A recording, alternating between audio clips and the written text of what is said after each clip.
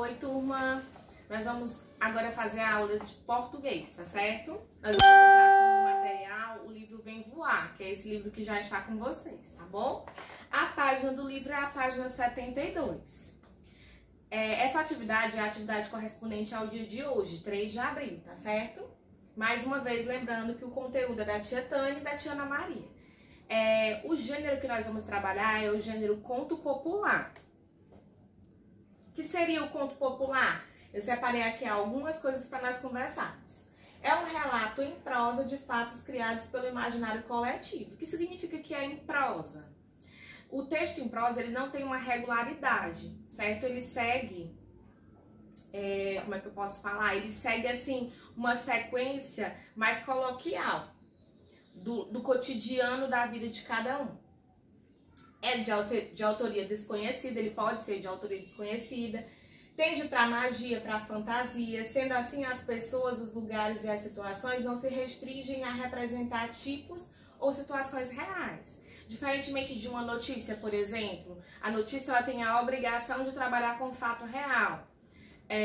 Uma biografia parte de fatos reais. E o conto popular não, ele não tem essa obrigação com o real, parte do mundo da fantasia, do mundo imaginário. Características mais marcantes: a distância no tempo, a disputa entre fortes e fracos, a vitória do bem contra o mal. Então, no conto você vai ter essa linguagem mais fantástica, sempre levando para esse lado, o bem, o mal, o forte, o fraco. Estrutura com esquema sequencial composto de 3 momentos. Situação inicial, onde moram e como vivem. Situação inicial, quem são os personagens, certo? O surgimento de um conflito que dá origem a diferentes acontecimentos, uma complicação, a recuperação do equilíbrio e a resolução ou desfecho ou desenlace daquele problema que foi proposto. Os textos podem ser narrados em primeira pessoa, eu falando, ou em terceira pessoa, falando ele, algo que alguém disse. Frequentemente são usados diálogos marcados por travessão, tá certo? Travessãozinho que tem no texto indicando a fala do personagem que nós já havíamos trabalhado. Eu vou colocar aqui para vocês o nosso texto que tem do jeito que está no livro. Minhas Descobertas é o capítulo 3, Porque o Cachorro Foi Morar com o Homem é o nome do texto. Vou fazer a leitura e vou conversar com vocês. O cachorro, que todos dizem ser o melhor amigo do homem, vivia antigamente no meio do mato com seus primos, o chacal e o lobo. Os 3 brincavam de correr pelas campinas sem fim. Matavam a sede nos riachos e caçavam sempre juntos. Mas todos os anos, antes da estação de chuvas, os primos tinham dificuldade para encontrar o que comer. A vegetação e os rios secavam, fazendo com que os animais da floresta fugissem em busca de outras paragens. Um dia, famintos e ofegantes, os 3, com a língua de fora por causa do forte calor, sentaram-se à sombra de uma árvore para tomarem uma decisão. Precisamos mandar alguém à aldeia dos homens para apanhar um pouco de fogo, disse o lobo. Fogo? Perguntou o cachorro. Para queimar o capim e comer gafanhotos assados, respondeu o chacal com água na boca. E quem vai buscar o fogo? Tornou a perguntar o cachorro. Você, responderam o lobo e o chacal, ao mesmo tempo apontando para o cão. De acordo com a tradição africana, o cão, que era o mais novo, não teve outro jeito, pois não podia desobedecer uma ordem dos mais velhos. Ele ia ter que fazer a cansativa jornada até a aldeia, enquanto o lobo e o chacal ficavam dormindo numa boa. O cachorro correu e correu até alcançar o cercado de espinhos e paus pontudos que protegia a aldeia dos ataques dos leões. Anoitecia e das cabanas saía um cheiro gostoso. O cachorro entrou numa delas e viu uma mulher dando de comer a uma criança. Cansado, resolveu sentar e esperar a mulher se distrair para ele pegar um tição. Uma panela de mingau de milho fumegava sobre uma fogueira. Dali, a mulher, sem se importar com a presença do cão, tirava pequenas porções e as passava para uma tigela de barro. Quando terminou de alimentar o filho, ela raspou o vasilhame e jogou o resto do mingau para o cão. O bicho esfomeado devorou tudo e adorou. Enquanto comia, a criança se aproximou e acariciou o seu pelo.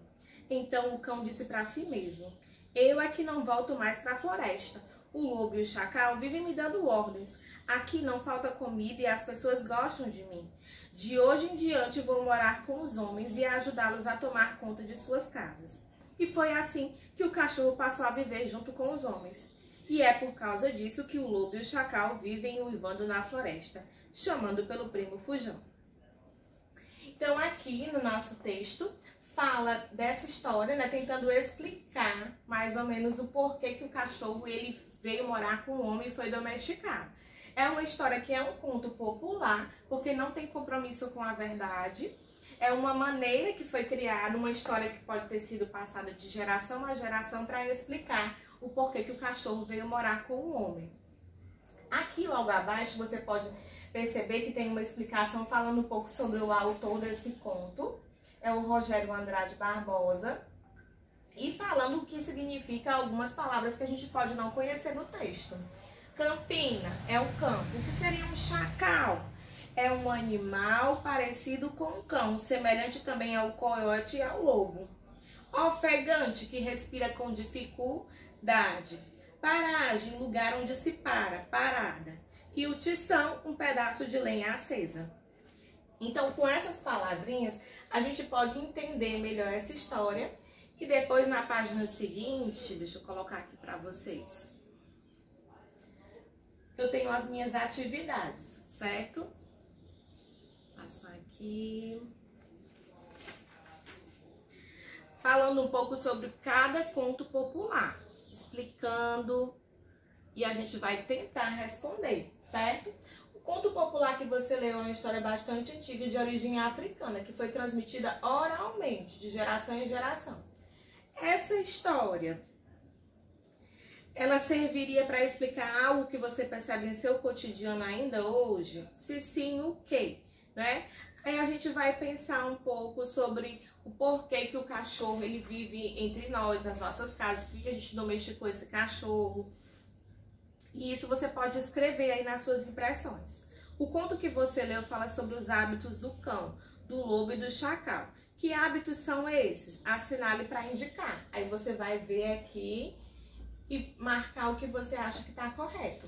Aqui no meu livro, ó, eu tenho aqui essas duas opções, elas são as verdadeiras. Só para mostrar um pouco para vocês. Os cachorros vivem junto aos homens, enquanto o lobo e o chacal vivem na floresta. Isso é verdade, né?